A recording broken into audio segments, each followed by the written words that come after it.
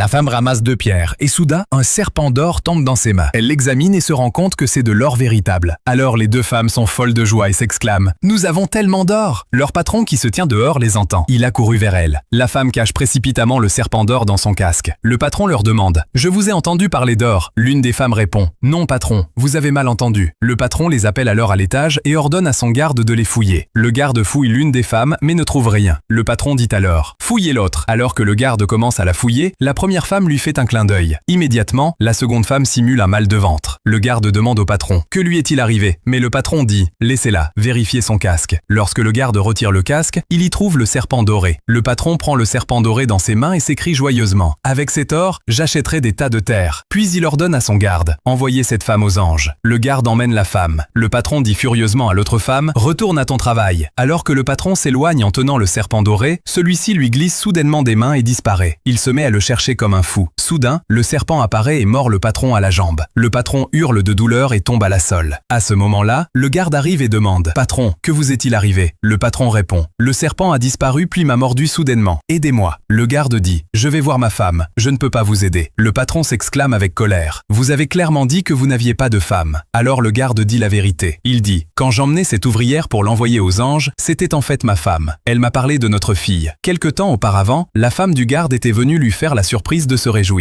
« Allons-nous avoir un enfant ?» L'homme se mit en colère et dit « Non, vous savez, je n'aime pas les enfants. » Sa femme répondit « Quoi ? Mais tu as dit que tu voulais une famille, que tu m'aimais. » L'homme la quitta et s'en alla. De nombreuses années plus tard, la fille de la femme grandit. La femme dit à sa fille « Ma fille, je dois partir loin pour le travail. Je fais tout ça pour ton avenir. Je reviendrai bientôt. Prends soin de toi. D'accord ? » Plus tard, l'homme avoue toute la vérité à sa femme. « Pardonne-moi, je ne savais pas ce que je faisais. J'étais très jeune. Je ne voulais pas de famille. S'il te plaît, pardonne-moi. » Puis il ajoute « Pars d'ici et rejoins notre fille avant que je ne perde le contrôle. » La femme s'enfuit rapidement. Le patron, après avoir tout entendu, entre dans une colère noire et le serpent le mord à la jambe. Il tombe à terre. Pendant ce temps, la femme s'enfuit. Soudain, l'esprit d'une petite fille apparaît et, par magie, remet le serpent doré dans le casque de la femme. Quand la femme vérifie son casque, elle s'exclame joyeusement « C'est un miracle !» Et puis elle part. L'avidité morale et la cruauté mènent toujours à la destruction, tandis que la vérité, la patience et les prières des opprimés finissent par accomplir un miracle et leur rendre ce qui leur revient de droit.